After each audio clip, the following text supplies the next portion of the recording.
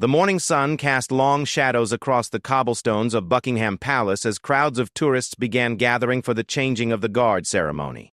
Among them stood Marcus Chen, a 28-year-old man whose life had been shaped by experiences most people couldn't imagine. Dressed in the iconic red tunic and bearskin hat of the Queen's Guard, he stood motionless at his post, his eyes fixed straight ahead as protocol demanded. The tourists didn't see the man behind the uniform.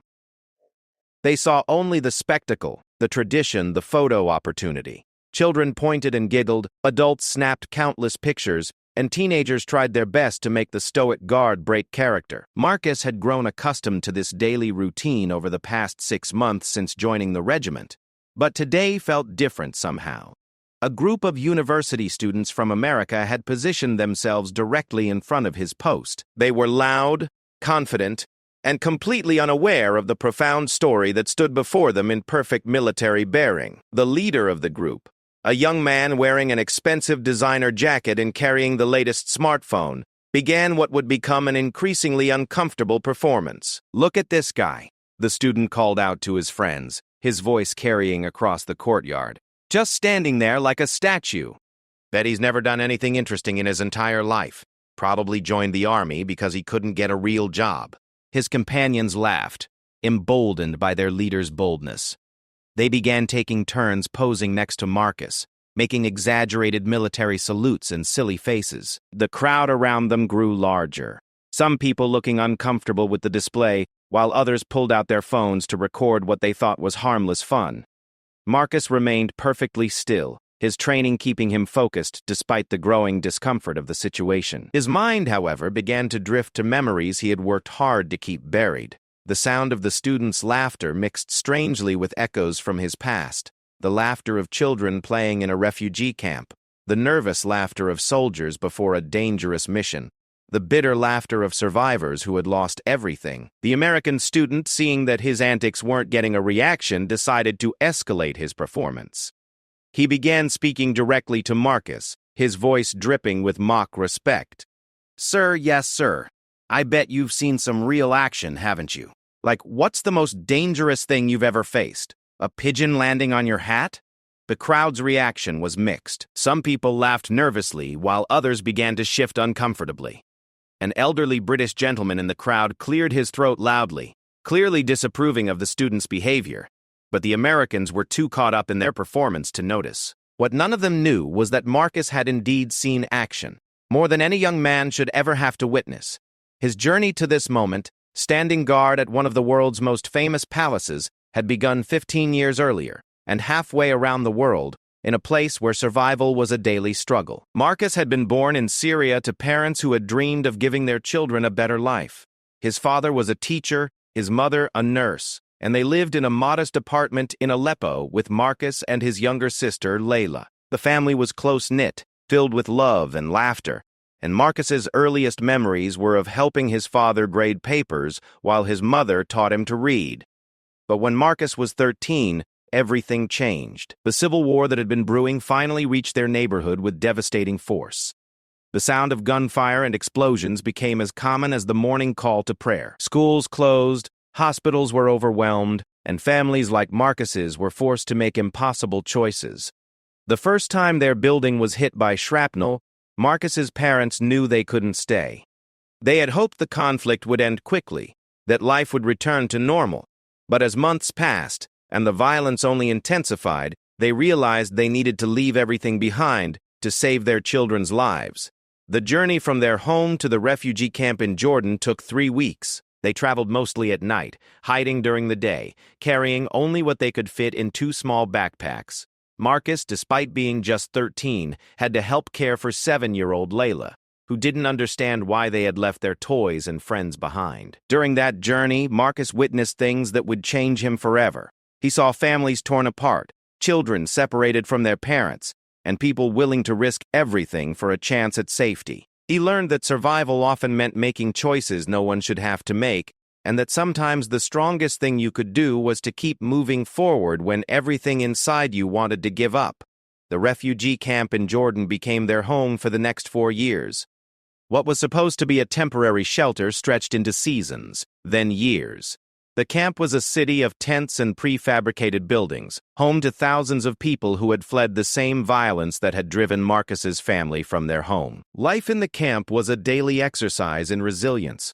Water was rationed, food was distributed according to strict schedules, and privacy was a luxury no one could afford. Families of 6 or 7 lived in spaces the size of a small bedroom, separated from their neighbors by thin walls that provided little sound barrier. Despite the challenging conditions, Marcus found ways to thrive. He attended the camp school, where dedicated teachers, many of them refugees themselves, worked to ensure the children didn't lose their education along with their homes. He learned English from a volunteer teacher, a British woman named Sarah who had come to the camp to help. Sarah saw something special in Marcus. While other students struggled with the language, he absorbed it quickly, asking questions and practicing with anyone who would listen. She encouraged him to keep a journal, writing about his experiences in both Arabic and English. This practice became crucial to his healing process, allowing him to process the trauma he had experienced while developing skills that would serve him well in the future. As the months in the camp turned to years, Marcus began to understand that this was not a temporary stop, but a new chapter of his life. He watched his parents struggle with the uncertainty, saw his father's pride wounded by their dependence on aid, and witnessed his mother's strength as she worked in the camp clinic, using her medical training to help other refugees. The teenager who had once dreamed of becoming an engineer like his uncle now focused on a different goal: getting his family to safety and building a new life somewhere they could have a future. He studied every language he could find resources for, learned about different countries and their immigration policies, and began to understand that knowledge and determination would be their pathway out. When Marcus turned 16, an opportunity arose that would change everything. A British organization that worked with refugee families had identified him as a candidate for their sponsorship program. The program would allow him to complete his education in the United Kingdom, with the possibility of eventually bringing his family to join him. The decision was heartbreaking. Leaving his parents and sister in the camp felt like abandoning them, but everyone understood that this might be their best chance for a better future. If Marcus could establish himself in the UK, he could work to bring them over legally and safely. The day he left the camp, Marcus carried 2 things: a small bag with his few possessions and a letter from his father. The letter, written in careful Arabic script, contained advice, prayers, and a challenge. His father had written that Marcus now carried the hopes and dreams of their entire family, and that he must never forget where he came from or the people who had helped him along the way. The flight to London was Marcus's first time on an airplane. As he watched the landscape disappear below him, he felt a mixture of excitement and terror. He was 17 years old, traveling alone to a country he had only read about, to live with a host family he had never met, and to attend a school where he would be the only refugee student. The British family that welcomed him, the Johnsons, lived in a small town outside London. They had 2 children of their own and had been participating in refugee sponsorship programs for several years. Mr. Johnson was a mechanic, and Mrs. Hu. Johnson worked as a teaching assistant at the local primary school. They were kind, patient people who understood that helping Marcus adjust would take time and effort. The first months in England were among the most challenging of Marcus's life. Despite his English studies in the camp, he struggled with the accent and cultural references. The food was different, the weather was cold and gray, and he felt desperately homesick. He would wake up at night thinking he heard his sister calling for him, only to remember that she was thousands of miles away. School was particularly difficult. While his host family had done their best to prepare him, nothing could have readied him for the social dynamics of a British secondary school. His classmates were curious about his background, but often asked questions that revealed how little they understood about refugee experiences. Some were genuinely interested in learning about his culture and experiences, while others made thoughtless comments that stung more than they realized. Marcus threw himself into his studies with the same determination that had sustained him through 4 years in the refugee camp. He joined the school's debate team, where his unique perspective and passionate speaking style quickly made him stand out. He also began volunteering at a local community center, helping other refugee children with their homework and serving as a translator for their families. His host family watched his progress with admiration and concern. They could see how hard he was working, how desperately he wanted to succeed, and how much he missed his family. Mrs. Johnson, in particular, became a crucial source of support, helping him navigate not just the academic requirements, but also the emotional challenges of building a new life while maintaining connections to his old one. As Marcus's final year of secondary school approached, he faced a crucial decision about his future. He had excelled academically and had been accepted to several universities, but he also felt a strong pull toward service. The British military offered a path to citizenship and the stability he needed to bring his family to the UK, but it also meant potentially facing the kind of violence he had spent years trying to escape. The decision became clearer when he received news from the refugee camp. His family was facing new challenges, and the camp's future was uncertain due to political changes in the region. Marcus realized that he needed to find the fastest, most reliable path to establishing himself as a British citizen and sponsor for his family's immigration. The British Army offered that path. Despite the risks, despite the painful irony of voluntarily joining an armed force after fleeing war, Marcus made the decision to enlist. His host family supported his choice, understanding that sometimes courage means making difficult decisions for the people you love. At 18, Marcus Chen stood in a recruitment office in London, raising his right hand to swear an oath to serve a country that had given him sanctuary and opportunity. The recruiting officer, a career soldier with 20 years of experience, was impressed by the young man's determination and background. He had processed thousands of applications, but Marcus's story stood out as truly exceptional. The training was intense, both physically and mentally. Marcus had to prove himself not just as a capable soldier, but as someone who could be trusted with the responsibility of defending the realm. His fellow recruits came from all walks of life, some from military families with generations of service, others looking for direction after difficult childhoods, and a few, like Marcus, seeking to serve the country that had become their home. During basic training, Marcus's refugee experience proved to be both an asset and a challenge. His ability to remain calm under pressure, his experience with hardship, and his multilingual skills were valuable to his unit. However, he also had to overcome the suspicion of some fellow soldiers who questioned whether someone born in Syria could truly be loyal to Britain.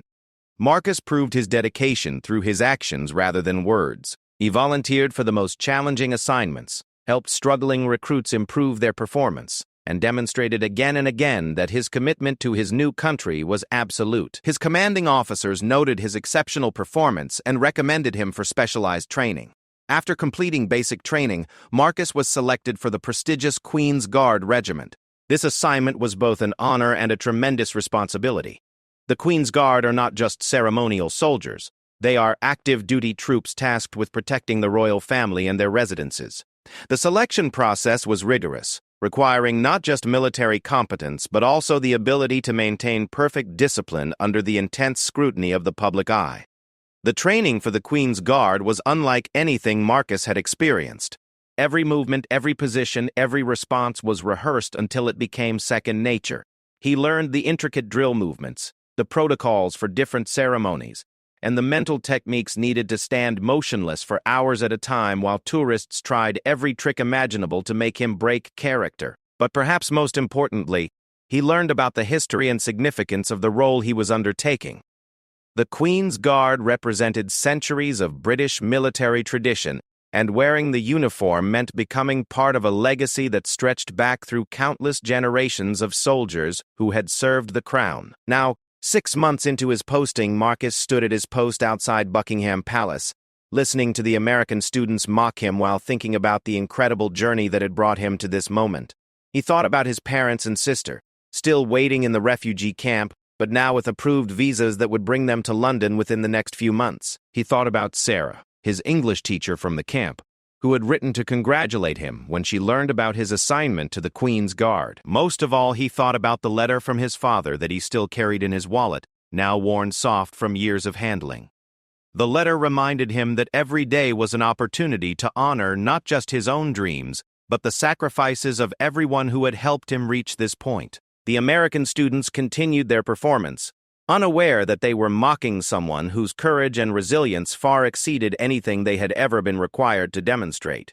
Marcus remained perfectly still, his training and discipline overriding the emotional turmoil their words created. But change was coming. though none of them knew it yet. Within the next few hours, circumstances would arise that would reveal exactly who Marcus Chen really was, and the students who thought they were mocking a simple ceremonial guard would learn that they were standing before one of the most remarkable survivors of their generation. The afternoon sun climbed higher, and the crowd around the palace grew larger. Somewhere in that crowd, events were already in motion that would transform this routine day into something none of them would ever forget. Marcus continued his vigil, unaware that his past and present were about to collide in a way that would change everything. The afternoon crowd at Buckingham Palace had grown significantly since the morning ceremony. Tour groups from around the world mingled with local families enjoying a weekend outing. Street performers entertained clusters of onlookers, and the usual collection of vendors sold souvenirs and refreshments from their licensed carts. The atmosphere was festive and relaxed, the kind of typical London tourist scene that played out hundreds of times throughout the year. Marcus maintained his position with the same unwavering discipline he had demonstrated all morning, despite the continued harassment from the American students. Their leader, Jake Morrison, had grown increasingly bold in his attempts to get a reaction from the stoic guard. What had started as harmless teasing had evolved into something more aggressive and uncomfortable for the growing number of witnesses. Jake's girlfriend, Ashley, had initially laughed along with his antics, but she was beginning to feel uneasy about the situation. She noticed how other tourists were looking at them with disapproval, and she could see that some of the palace security personnel were keeping a closer eye on their group. However, her attempts to suggest they move on were dismissed by Jake, who seemed determined to prove some kind of point. "Come on, Ashley," Jake said loudly, positioning himself directly in front of Marcus for another selfie. "This is hilarious. Look, he literally can't do anything. He's like a living statue. Bet he's never been in a real fight in his life." What Jake couldn't know was that Marcus had indeed been in fights, not the casual scuffles of privileged university students, but life-and-death struggles for survival that had shaped his understanding of real courage and strength. As he stood listening to the taunts, Marcus's mind drifted back to one particular incident from his time in the refugee camp, a moment that had taught him the difference between real bravery and the posturing he was witnessing now. Marcus had been 15 when the incident occurred. The camp had been experiencing increased tensions due to overcrowding and dwindling resources. Food distributions had been reduced, medical supplies were running low, and tempers were fraying as families struggled to maintain hope in increasingly desperate circumstances. A group of older teenagers from another section of the camp had begun targeting younger children, stealing their food rations and intimidating their families. The camp administrators were overwhelmed and understaffed, unable to provide adequate security for the thousands of residents under their care. Many families felt helpless, afraid to report the incidents for fear of retaliation. The situation reached a crisis point when the bullies targeted Marcus's 7-year-old sister, Layla. She had been returning from the camp school when 3 older boys cornered her, demanding she hand over the small portion of bread she had been saving for dinner. When she refused, they knocked her down and took it anyway, leaving her crying and scared in the dust. Marcus found her 20 minutes later, still sobbing and trying to clean the dirt from her torn dress. The sight of his little sister's tears and the bruise forming on her cheek ignited something in him that he had never felt before, a protective rage that overrode his usual caution and thoughtfulness. He could have reported the incident to the camp authorities, knowing that it would likely result in little more than a warning for the perpetrators. He could have sought help from adult refugees who might have intervened. Instead, Marcus made a decision that would teach him profound lessons about courage, consequences, and the weight of responsibility. That evening, Marcus approached the 3 boys who had attacked his sister. They were older than him, larger, and had reputations as troublemakers that kept most people at a safe distance. Marcus was neither the biggest nor the strongest teenager in the camp, but he had something that his opponents lacked: absolute determination and nothing left to lose. The confrontation was brief but intense. Marcus had surprised them by approaching alone and challenging them directly. When they laughed and dismissed him, he made it clear that hurting his sister meant they would have to deal with him, regardless of the consequences. What followed was not the romanticized movie version of a fight, but the brutal, desperate reality of violence born from protection and survival. Marcus took a beating that night. The older boys were stronger and more experienced in camp politics, but they were also shocked by his refusal to back down or give up. Even when knocked to the ground, he kept getting up, kept fighting, kept making it clear that targeting his family would cost them more than they were willing to pay. The fight ended when other refugees, drawn by the commotion, intervened and separated them. Marcus was bruised and bloodied, but he had accomplished his goal.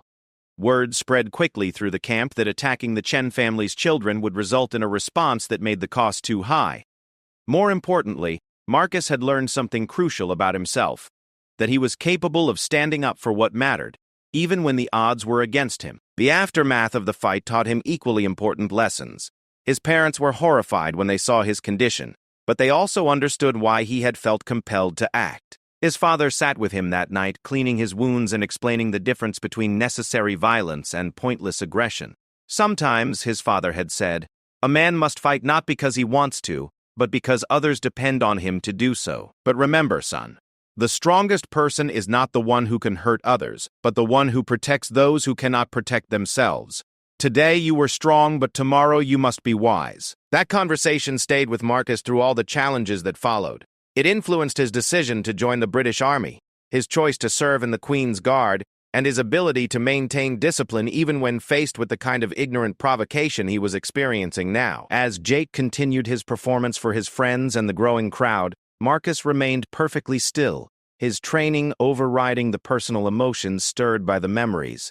But the situation was about to change dramatically, in a way that none of them could have anticipated. At approximately 2:30 p.m., a man in his 40s approached the outer perimeter of the palace grounds. He was well dressed in a business suit and carried a briefcase, appearing to be just another tourist or perhaps a government worker going about his daily business.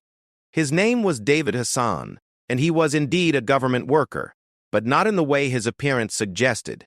David was a former military contractor who had spent the last 5 years struggling with severe post-traumatic stress disorder following his experiences in Syria. He had been part of a humanitarian mission that had gone tragically wrong, resulting in the deaths of several civilians, including children.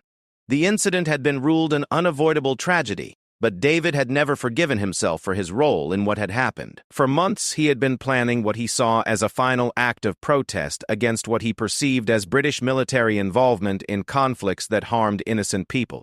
His plan was not sophisticated or well thought out, but it was dangerous enough to threaten the lives of everyone in the immediate vicinity. Hidden in his briefcase was an improvised explosive device that he had constructed using materials purchased legally, but combined in a way that violated numerous anti-terrorism laws. His plan was to detonate the device near the palace guards during the afternoon shift change, when the maximum number of people would be present to witness his statement against military action in the Middle East. David's mental state had deteriorated significantly over the past weeks. He had stopped taking his medication, had cut off contact with his therapist, and had convinced himself that this violent action was the only way to draw attention to what he saw as the injustice of military intervention in Syria. In his distorted thinking, he believed that targeting the ceremonial guards would be a symbolic strike against British military policy. What David didn't realize was that his behavior over the past several days had attracted the attention of security services. His internet searches, his purchases of suspicious materials, and his erratic behavior had triggered multiple warning systems. Plainclothes security officers had been following him for the past 2 hours, waiting for the right moment to intervene without endangering civilians. As David approached the crowd around Marcus's post, several things happened almost simultaneously. The security team moved to intercept him, but their approach was noticed by David, who panicked and began to reach for the detonator in his briefcase. At the same moment, Jake Morrison, still trying to get a reaction from Marcus, made a particularly loud and obnoxious comment that drew the attention of everyone in the immediate area. "Hey everyone, look at this," Jake shouted, gesturing dramatically toward Marcus. "This is what passes for a soldier these days. Probably never seen any real action, just stands around looking pretty for the tourists." The irony of this statement, given what was about to unfold, would not be lost on the witnesses who survived to tell the story later. But in that moment, Jake's loud voice and theatrical gestures served an unexpected purpose. They distracted David Hassan just long enough for security to close the distance. Marcus, trained to notice everything while appearing to notice nothing, had already identified David as a potential threat 30 seconds before the security team moved. Something about the man's gait, the way he held his briefcase, and the tension in his posture had triggered Marcus's combat instincts. His military training had taught him to recognize the subtle signs that distinguish someone with hostile intent from the ordinary tourists around him. When David panicked and reached for his briefcase, Marcus made a split-second decision that drew on every lesson he had learned about courage, sacrifice, and protecting innocent people. Breaking from his ceremonial position for the first time in 6 months, he launched himself toward the threat, covering the 20 feet between them in seconds. The crowd, including Jake and his friends, initially thought Marcus had finally snapped from their harassment and was charging toward them in anger. It took several crucial seconds for them to realize that his target was not Jake but the man with the briefcase, who had now pulled out what was clearly an explosive device. Marcus's tackle caught David just as he was attempting to arm the device. The impact sent both men crashing to the ground, with Marcus using techniques he had learned in military combat training to control and restrain his opponent. The briefcase flew from David's hands, sliding across the cobblestones toward the crowd of panicking tourists. What followed was controlled chaos as security personnel swarmed the scene. Paramedics rushed to assist the injured, and hundreds of tourists fled the area in terror. The bomb squad was called to secure and disable the device, while Marcus maintained control of David until additional help arrived. Jake Morrison and his friends found themselves face-to-face with a completely different person than the one they had been mocking minutes earlier. The ceremonial guard, who they had dismissed as a living statue, had just risked his life to save theirs, displaying the kind of courage and quick thinking that their privileged lives had never required them to develop. As emergency services took control of the situation, Marcus remained calm and professional, providing clear and detailed information to the responding officers about what he had observed and the actions he had taken. His military training was evident in every aspect of his behavior, from his tactical assessment of the threat to his efficient restraint of the suspect to his clear communication with authorities. The American students stood in stunned silence, finally understanding that they had been mocking someone whose courage and experience far exceeded their own. Ashley was crying, overwhelmed by the realization of how close they had all come to serious injury or death. Jake's earlier confidence had completely evaporated, replaced by shame and gratitude toward the man he had spent the morning humiliating. But Marcus's story was far from over. As news of the incident spread, and investigators began piecing together exactly what had happened, they would discover that this was not the first time Marcus Chen had risked his life to protect others. His military record, his refugee background, and his family's ongoing struggle would soon become public knowledge, revealing a story of survival and service that would capture the attention of the entire nation. The media would later describe the incident as a textbook example of heroism, but those who knew Marcus understood that his actions were simply consistent with the values that had guided him throughout his remarkable journey from Syrian refugee to British soldier. He had acted not for glory or recognition, but because protecting innocent people was what he had trained to do and what his conscience demanded. As investigators continued their work and medical personnel ensured that everyone was safe, Marcus prepared himself for the questions that would come and the attention that would follow. He knew that his quiet service as a ceremonial guard was about to end, replaced by a very different kind of responsibility and visibility. The sun continued to shine over Buckingham Palace, but the day had been transformed from a routine tourist experience into something that would be remembered and discussed for years to come. The American students who had started the day thinking they were superior to the silent guard now found themselves confronting the reality of their own privilege and ignorance. Most importantly, they were about to learn the full story of the man they had mocked. A story that would challenge everything they thought they knew about courage, sacrifice, and what it means to serve others. Marcus Chen's incredible journey was about to become public knowledge, and its impact would extend far beyond the walls of Buckingham Palace. The immediate aftermath of the attempted bombing created a scene of controlled chaos around Buckingham Palace. Emergency vehicles arrived within minutes, their sirens cutting through the afternoon air as police officers established a security perimeter and paramedics checked the growing number of witnesses for shock and minor injuries. The bomb disposal unit worked methodically to secure David Hassan's improvised device, while detectives began the process of gathering statements from everyone who had witnessed the events. Marcus Chen found himself at the center of intense scrutiny as investigators sought to understand exactly how a ceremonial guard had been able to identify and neutralize a terrorist threat so effectively. His calm, professional responses to their questions revealed a level of tactical knowledge and situational awareness that seemed inconsistent with someone whose primary role was standing motionless for tourists. Detective Inspector Sarah Williams, a 15-year veteran of the Metropolitan Police's counterterrorism unit, was assigned to lead the investigation. She had seen her share of heroic actions during terrorist incidents, but something about Marcus's behavior struck her as remarkable even by her experience standards. His tactical assessment of the situation, his precision in neutralizing the threat, and his composed handling of the aftermath suggested training and experience that went far beyond basic military service. Guardsman Chen, Detective Inspector Williams began as she sat across from Marcus in a temporary interview area set up near the palace. I need to understand exactly what you observed before you made the decision to leave your post. Walk me through your thought process step by step. Marcus's response was measured and thorough. He explained how he had noticed David Hassan approaching from approximately 50 meters away, describing the subtle behavioral indicators that had triggered his concern.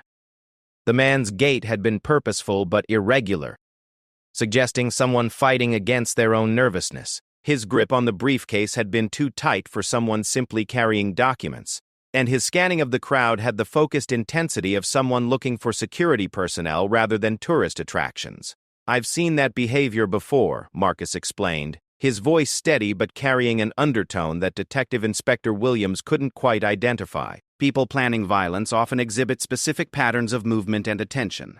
They're simultaneously focused on their target and hyper-aware of potential obstacles to their plan. When pressed to explain where he had developed this expertise, Marcus provided a brief overview of his military training and refugee background. However, he was careful not to elaborate on the more traumatic aspects of his experience, maintaining the professional composure that had served him well throughout his military career.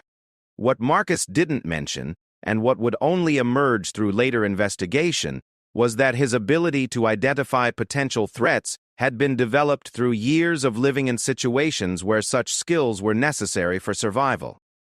His time in the refugee camp had taught him to read people quickly and accurately, distinguishing between those who posed a threat and those who were simply struggling with their own challenges. Meanwhile, the American students who had been mocking Marcus earlier found themselves dealing with a very different kind of attention. Jake Morrison, who had been so confident and vocal in his harassment of the guard, was now being questioned by police about his own behavior leading up to the incident. The irony was not lost on him that his loud, obnoxious performance might have inadvertently helped create the distraction that allowed Marcus to act effectively. Ashley, Jake's girlfriend, was struggling with guilt and shame that she had never experienced before. As someone who had grown up in privilege and comfort, she had never been forced to confront the reality of genuine danger or the kind of courage required to face it. Watching Marcus risk his life to protect strangers, including people who had been mistreating him, had shattered her comfortable assumptions about the world and her place in it. "I can't believe we were making fun of him," she whispered to her friend Emma as they waited to give their statements to the police. "He could have been killed trying to protect us, and we spent the whole morning treating him like entertainment." Emma, who had been less vocal in the harassment but had certainly participated through her laughter and encouragement, was dealing with her own feelings of shame. "How were we supposed to know?" she asked, but even as she said it, she realized how inadequate the excuse sounded. They hadn't known because they hadn't bothered to consider that the person in the uniform might be a human being with his own story, experiences, and dignity. The investigation into David Hassan revealed a tragic story of mental health deterioration and misplaced anger. His military contractor background had given him access to information about various international conflicts, including the Syrian civil war that had displaced millions of people.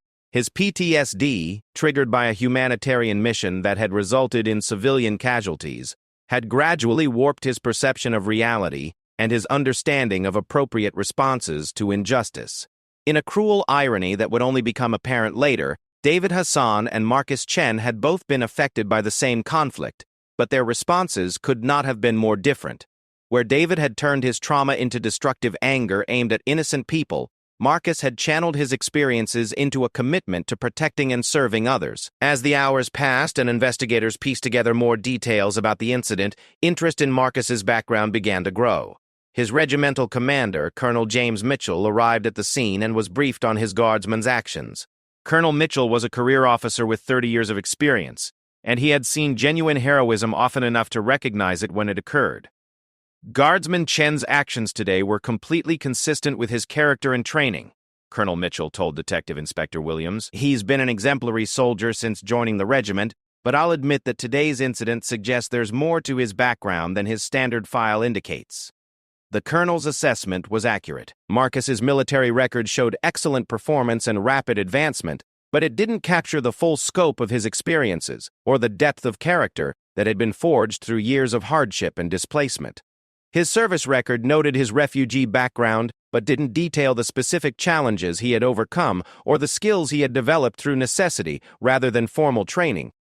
As news of the incident began to spread beyond the immediate scene, journalists started arriving at the palace, drawn by reports of a terrorist attack thwarted by a ceremonial guard.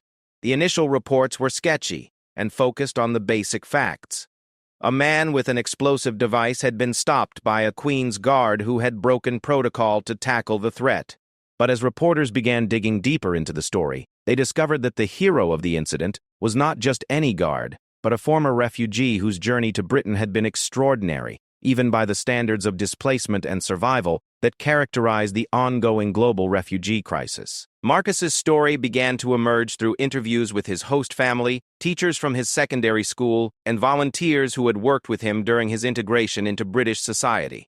Each person who had known him contributed pieces to a narrative that painted a picture of remarkable resilience, determination, and character. Mrs. Johnson, his former host mother, was contacted by reporters seeking background information about the young man who had potentially saved dozens of lives. Her description of Marcus during his first months in England revealed someone who had faced enormous challenges with grace and determination. Marcus arrived as a traumatized 17-year-old who had lost everything except his family's hope for a better future, Mrs. Johnson told the BBC reporter who contacted her. But even in those early days, you could see his strength.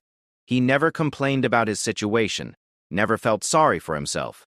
He just worked harder than anyone I've ever known to build a new life and bring his family to safety. The reporter, intrigued by this glimpse into Marcus's background, began researching his story more thoroughly. What emerged was a narrative that seemed almost too remarkable to be true. A tale of survival, displacement, integration, and service that embodied both the challenges facing refugees worldwide and the potential for human resilience in the face of overwhelming adversity. Meanwhile, back at the palace, Marcus continued to cooperate with investigators while maintaining the professional composure that had served him throughout his military career. He answered questions thoroughly and honestly, but he remained focused on the facts of the incident rather than dwelling on his own actions or seeking recognition for his heroism. Detective Inspector Williams found herself increasingly impressed by the young guardsman's demeanor. In her experience, people who had just performed heroic acts under extreme stress typically exhibited signs of adrenaline crash, emotional volatility, or a desire for acknowledgement of their bravery. Marcus displayed none of these behaviors. Instead, he remained calm, focused, and seemingly more concerned about the welfare of others than about his own experience. "Have you been in similar situations before, Guardsman Chen?" Detective Inspector Williams asked during a break in the formal questioning. Marcus was quiet for a long moment before answering. "I've been in situations where quick decisions could mean the difference between life and death," he said finally. "But I'd never had to tackle someone with a bomb in the middle of London. Today was definitely a first." His understated response revealed both humility and a depth of experience that Detective Inspector Williams found intriguing. She made a mental note to review his background more thoroughly, sensing that there was much more to Marcus Chen's story than his formal military record indicated. As the afternoon turned to evening, the immediate crisis had been resolved, but the aftermath was just beginning. David Hassan was in custody, his explosive device had been safely disposed of, and the hundreds of witnesses had been interviewed and released. The palace grounds were being prepared to reopen to the public, and normal operations would resume the following day. But for Marcus Chen, nothing would ever be quite normal again. His actions had saved lives and prevented a tragedy, but they had also thrust him into a spotlight that he had never sought and wasn't entirely comfortable with. The quiet, disciplined service that he had valued about his position with the Queen's Guard was about to be replaced by public attention and scrutiny. More importantly, his story was about to become public knowledge in a way that would inspire some people and challenge others to reconsider their assumptions about refugees, immigrants, and the meaning of patriotism and service. The American students who had mocked him were about to learn not just about his heroic actions that day, but about the incredible journey that had brought him to that moment. Jake Morrison, in particular, was struggling with the cognitive dissonance between his morning's behavior and the afternoon's revelations. The person he had dismissed as a living statue, who had never done anything interesting, had just demonstrated more courage in 5 minutes than Jake had ever been required to show in his entire privileged life. As investigators finished their work and began preparing their reports, Detective Inspector Williams made one final observation to her colleague about the day's events. "In 15 years of counterterrorism work," she said, "I've seen a lot of brave people do extraordinary things under pressure. But I've never seen anyone handle a situation like this with such calm competence. Guardsman Chen didn't just save lives today, he did it with a level of skill and composure that suggests he's faced life-and-death situations before and learned from them." Her assessment would prove to be more accurate than she could have imagined. Marcus's background contained experiences that had prepared him for exactly this kind of crisis, though the path that had led him to this moment was far more complex and remarkable than anyone yet realized. The investigation into Marcus's past was about to reveal a story that would capture the imagination of the public and challenge comfortable assumptions about who qualifies as a hero and what it means to serve one's country. The guardsman who had been mocked for his stillness was about to be revealed as someone whose life had been defined by movement, displacement, survival, and ultimately, an unwavering commitment to protecting others. As the sun set over London, Marcus Chen prepared to return to his quarters, knowing that his life had changed forever. The quiet anonymity that had allowed him to serve without drawing attention to his remarkable background was about to end, replaced by a very different kind of responsibility. Serving as an example of what was possible when courage, opportunity, and determination converged in a single extraordinary life. The morning after the incident at Buckingham Palace brought a media storm that Marcus Chen had never anticipated. By dawn, news vans lined the streets around his barracks, and reporters from across Britain and beyond were requesting interviews with the guardsman who had prevented a terrorist attack. The story had evolved overnight from a simple report of a foiled bombing to something much more compelling: the tale of a refugee who had risked his life to protect the very tourists who had been mocking him. Colonel James Mitchell found himself fielding calls from news organizations, government officials, and even international media outlets seeking access to Marcus. The Ministry of Defense had issued a brief statement confirming the basic facts of the incident, but the growing interest in Marcus's personal story was creating complications that went far beyond standard military public relations. "Guardsman Chen," Colonel Mitchell said as he met with Marcus early that morning, "I need you to understand what's happening here. Your actions yesterday were heroic, and normally that would result in commendation and recognition within military channels. But your background, combined with what you did, has created a story that's capturing public attention in ways we didn't anticipate." Marcus listened quietly as his commanding officer explained the media interest and the pressure from various government departments to allow interviews and public appearances. He had spent the night processing not just the events of the previous day, but also the realization that his carefully maintained privacy was about to become impossible. "Sir," Marcus said finally, "I appreciate the recognition, but I'm not comfortable with the attention. I did what any soldier would do in the same situation. I don't think my personal background should be part of the story." Colonel Mitchell understood the sentiment, but he also recognized that the decision was no longer entirely Marcus's to make. "I'm afraid it's too late for that, guardsman. The story is already out there, and people are going to learn about your background whether you cooperate with the media or not. The question is whether you help tell your story accurately or let others tell it for you." The colonel's words proved prophetic. By mid-morning, journalists had tracked down Marcus's host family, former teachers and volunteers who had worked with him during his integration into British society. The Johnson family found themselves besieged by reporters seeking details about the young refugee they had welcomed into their home 4 years earlier.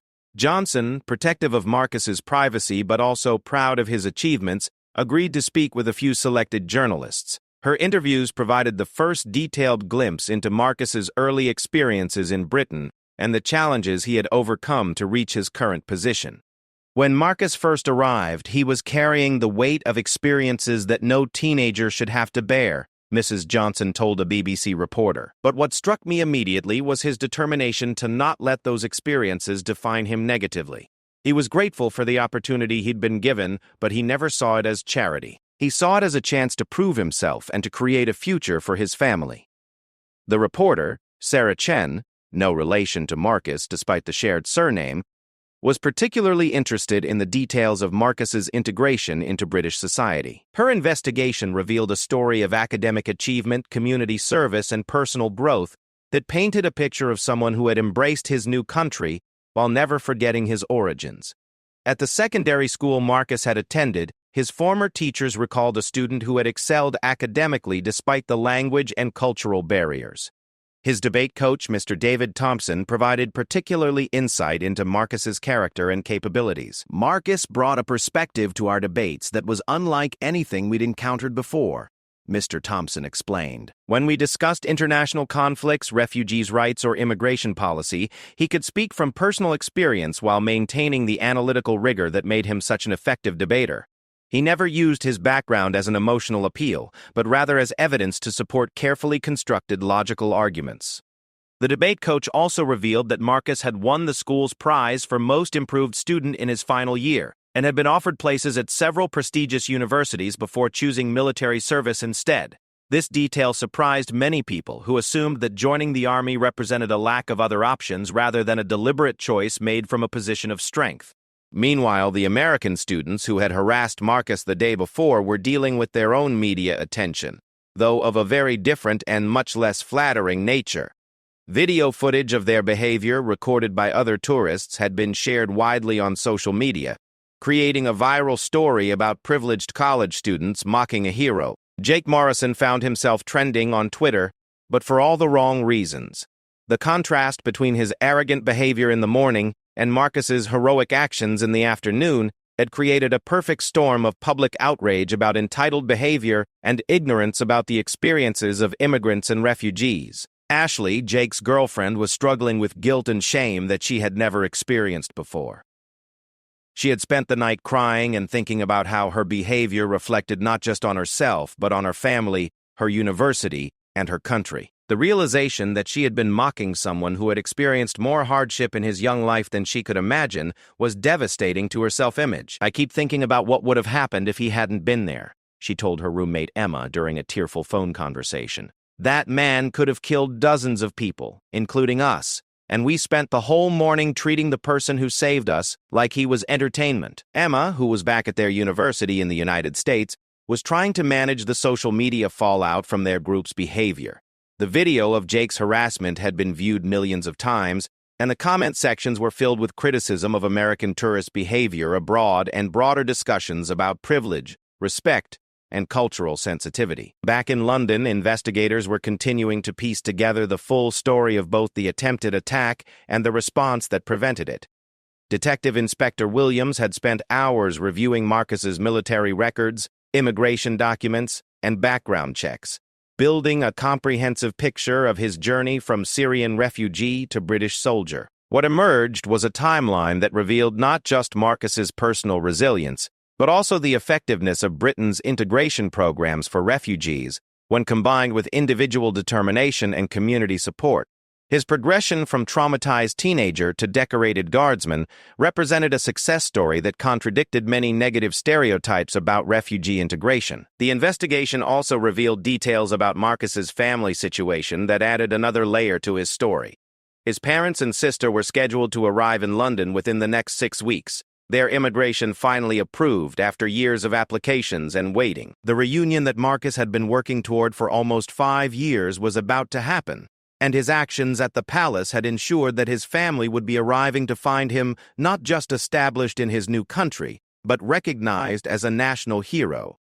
Dr. Amara Chen, Marcus's mother, learned about the incident through a phone call from a journalist who had tracked down the refugee camp where she still lived. The conversation, conducted through a translator, revealed a mother's pride mixed with concern for her son's safety and newfound publicity. "My son has always been brave," Dr. Chen told the journalist through the translator. "Even as a small child, he would stand up for others who were being treated unfairly. But I worry about all this attention. He is a quiet person who prefers to help people without being noticed. This publicity may be difficult for him." Her assessment proved accurate. Marcus was indeed struggling with the attention, not because he didn't appreciate the recognition, but because he was concerned about how it might affect his family's immigration process and his ability to continue serving effectively in his military role. Colonel Mitchell arranged a meeting with senior Ministry of Defense officials to discuss how to handle the ongoing media interest while protecting Marcus's privacy and military effectiveness. The meeting included representatives from the Immigration Department, the Foreign Office, and Downing Street, reflecting the broader implications of the story. "Guardsman Chen's actions yesterday represent the best of British military tradition," explained General Patricia Hawthorne, the Army's Director of Communications.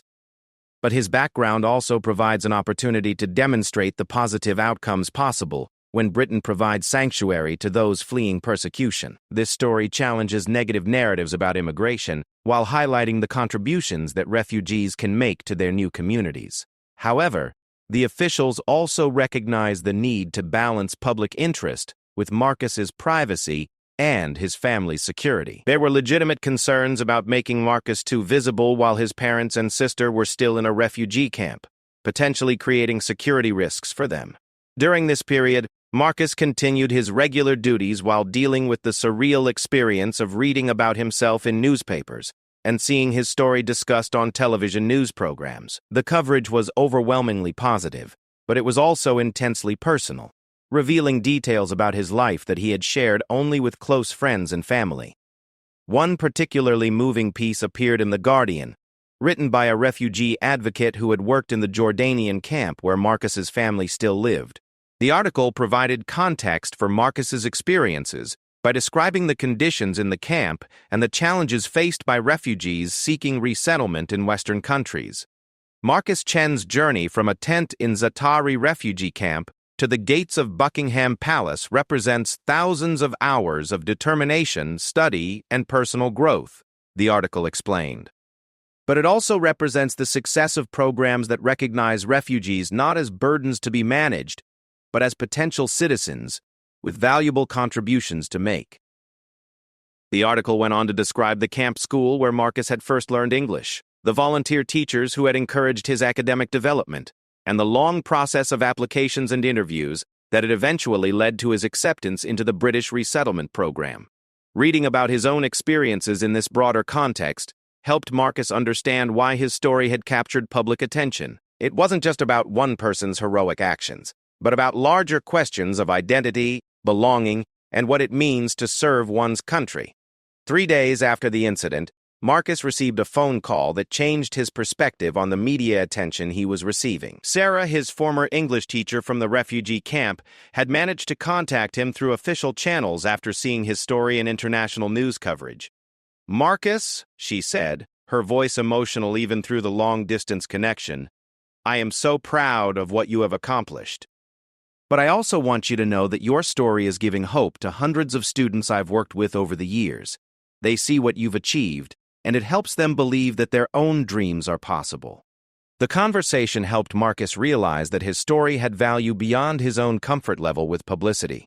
If his experiences could inspire other refugees or challenge negative stereotypes about immigration, then perhaps the attention was worthwhile despite his personal preferences. That evening, Marcus made a decision that would shape how the story continued to unfold. He agreed to give one comprehensive interview to a respected journalist, with the condition that the focus would be on the positive aspects of refugee integration and military service rather than on his personal heroism. The interview, scheduled for the following week, would provide Marcus with the opportunity to tell his own story in his own words. More importantly, it would allow him to honor the people who had helped him along his journey and to advocate for policies that could help other refugees achieve similar success. As he prepared for the interview, Marcus reflected on the incredible turn his life had taken in just a few days. The quiet anonymity he had valued was gone forever, but in its place was an opportunity to represent something larger than himself. the potential for people to transcend their circumstances and contribute to their new communities in ways that honored both their origins and their destinations. The story that had begun with American tourists mocking a ceremonial guard was evolving into something much more significant.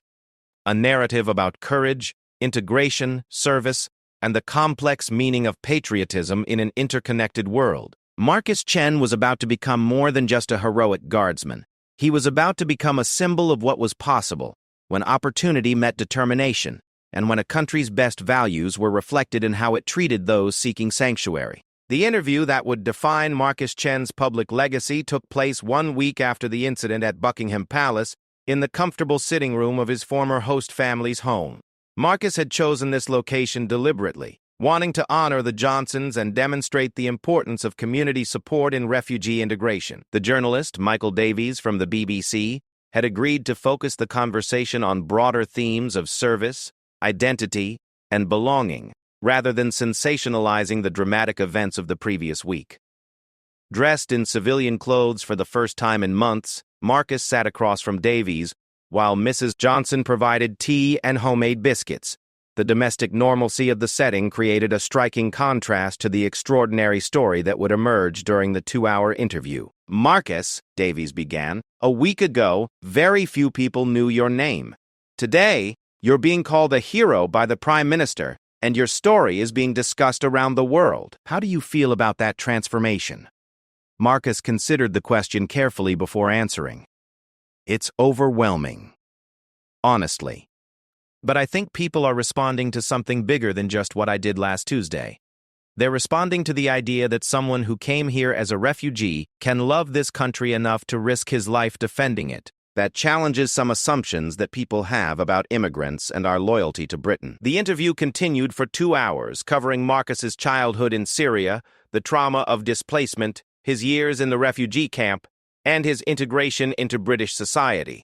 But Davies was particularly interested in Marcus's decision to join the military, a choice that had surprised many people who knew his background. "Some people might find it ironic that someone who fled a war zone would voluntarily join an army," Davies observed. "How do you reconcile those choices?" Marcus's response revealed the thoughtful consideration that had gone into his decision. "I didn't join the army to fight wars or to participate in violence for its own sake. I joined because I believe in protecting people who can't protect themselves, and because I wanted to serve the country that gave my family a second chance at life. The military taught me discipline, purpose, and the importance of something bigger than myself." He paused before continuing. "The violence I witnessed in Syria was senseless, people hurting others for political power or religious differences. But there's also necessary force that protects innocent people from those who would harm them. Understanding the difference between those two things has been important for me." The interview also addressed the incident with the American tourists, though Marcus was careful not to be judgmental about their behavior. "They didn't know my story," he said simply. "Most people see the uniform and the ceremony, and they don't think about the person inside it. I don't blame them for that. But I hope what happened might make people more curious about the stories of the people they encounter, rather than making assumptions." Davies was struck by Marcus's maturity and perspective. At 28, he displayed a level of emotional intelligence and philosophical depth that seemed remarkable given the trauma he had experienced. The interview revealed someone who had processed his experiences thoughtfully and emerged with a clear sense of purpose and identity. "What do you want people to understand about refugees and integration?" Davies asked near the end of their conversation. Marcus's response would become one of the most quoted passages from the interview. "I want people to understand that refugees aren't looking for charity or handouts. We're looking for opportunity, the chance to rebuild our lives and contribute to our new communities. When that opportunity is provided with proper support, most refugees will work harder than anyone to prove themselves worthy of it. We carry the weight of everyone who helped us, and we don't take that responsibility lightly." The interview aired 2 days later and was watched by over 8 million people in Britain alone. International news organizations picked up excerpts, and the full interview was translated into dozens of languages. The response was overwhelmingly positive, with viewers praising Marcus's eloquence, humility, and perspective on issues that had become politically divisive in many countries. But perhaps the most significant response came from an unexpected source. Jake Morrison, the American student who had led the harassment at Buckingham Palace, had spent the week dealing with the social media backlash from his behavior. After watching Marcus's interview, he wrote a lengthy post on his social media accounts that would go viral for very different reasons than his original video. "Last week I did something that I'm deeply ashamed of," Jake wrote. "I mocked and harassed a man who turned out to be not only a genuine hero, but someone whose life story should inspire all of us. I want to apologize publicly to Marcus Chen, not because I expect forgiveness, but because what I did was wrong and reflects attitudes that I need to change." Jake's post continued with a reflection on privilege, assumption, and the importance of treating every person with dignity, regardless of their circumstances. Marcus Chen could have ignored our behavior and focused on his duty. Instead, he risked his life to protect people who had been treating him terribly, including us. That's the kind of character I want to develop in myself. The post was shared hundreds of thousands of times and sparked a broader conversation about respect, privilege, and the stories we carry but don't always see. Many young people, particularly college students, began sharing their own experiences of misjudging others or failing to consider the complexity of people's backgrounds. Ashley, Jake's girlfriend, also issued her own apology and used the experience to advocate for greater cultural sensitivity education in study abroad programs. Her university, responding to the negative publicity from the incident, implemented new requirements for students participating in international programs, including workshops on cultural respect and the refugee experience. Meanwhile, Marcus was dealing with opportunities and challenges that came with his newfound visibility. Speaking requests poured in from schools, military organizations, and refugee advocacy groups. The Ministry of Defense was supportive but wanted to ensure that his public appearances didn't interfere with his military duties or compromise his effectiveness as a soldier. 3 weeks after the interview aired, Marcus received news that would complete his remarkable journey in the most meaningful way possible. His family's immigration paperwork had been expedited, and his parents and sister would arrive in London within the week. The reunion that Marcus had worked toward for 5 years was finally about to happen. The media attention surrounding Marcus's story had actually helped accelerate his family's case, as officials recognized the positive impact of demonstrating successful refugee integration. However, the family would arrive to find their son transformed from an anonymous guardsman into a national figure whose story had sparked conversations about identity, service, and belonging across the country. Dr. Amara Chen, Marcus's mother, had watched her son's interview through a satellite link in the refugee camp, translated by volunteers who had worked there for years. Her pride in her son's accomplishments was mixed with amazement at how far he had traveled, both literally and figuratively, from the frightened 13-year-old who had fled Aleppo with his family. "When we left Syria," she told a journalist through a translator, "we hoped our children would have opportunities we could never give them at home, but Marcus has accomplished more than we ever dared to dream. He has honored our family and his new country, and he has shown the world what refugees can achieve when given a chance." The reunion at Heathrow Airport was private, but a single photograph showing Marcus embracing his parents while his sister Layla, now 12 years old, clung to his arm, was released by the Ministry of Defense with the family's permission.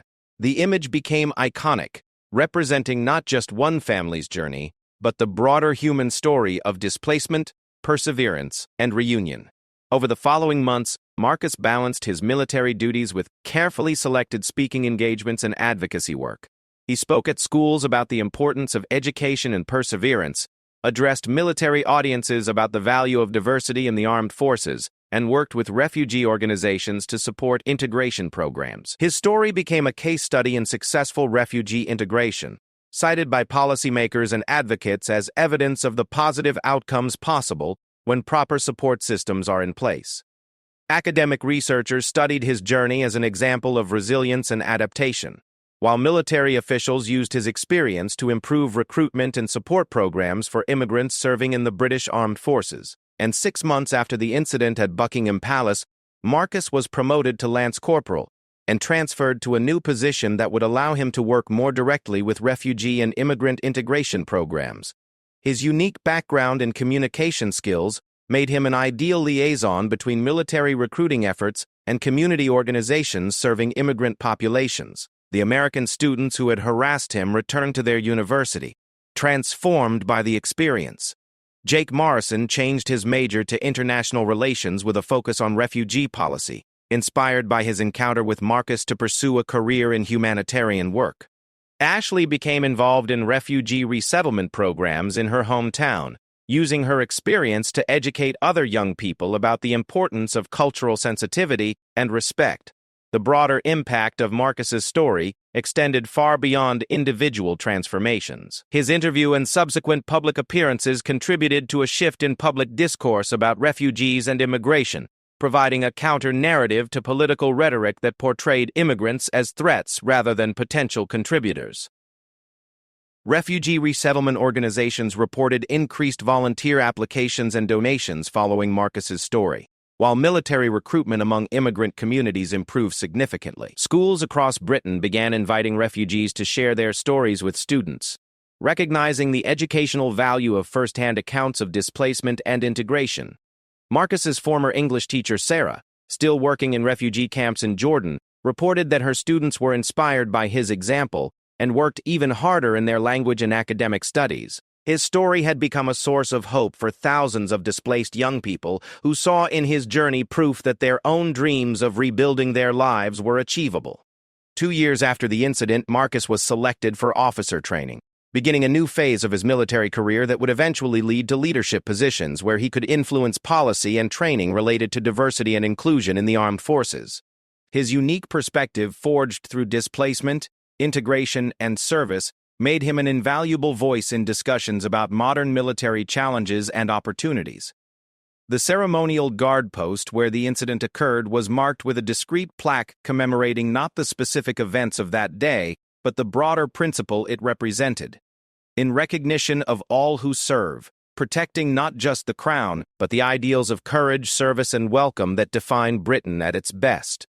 Quote, Marcus Chen's story, from Syrian refugee to British soldier to national symbol, demonstrated that heroism often emerges from the most unexpected places, and that the strength of a nation lies not just in its military might, but in its capacity to transform displaced strangers into devoted citizens. His journey reminded everyone who encountered it that every person carries stories of struggle and triumph that deserve recognition and respect, and that assumptions about others often blind us to the extraordinary potential that exists in ordinary moments. The tourists who mock the Guard today cannot know that they stand before someone whose life embodies both the tragedy and the hope of our interconnected world. But Marcus Chen's story ensures that at least some people, having learned from his example, will look more carefully, assume less readily, and treat every person they encounter with the dignity that every human story deserves. In the end, Marcus's greatest victory was not stopping a terrorist attack, though that saved many lives. His greatest victory was demonstrating that belonging to a country isn't determined by where you're born, but by what you're willing to sacrifice for its ideals and its people. He proved that the strength to protect others can emerge from having been vulnerable yourself, and that those who have experienced displacement often have the deepest appreciation for the value of home.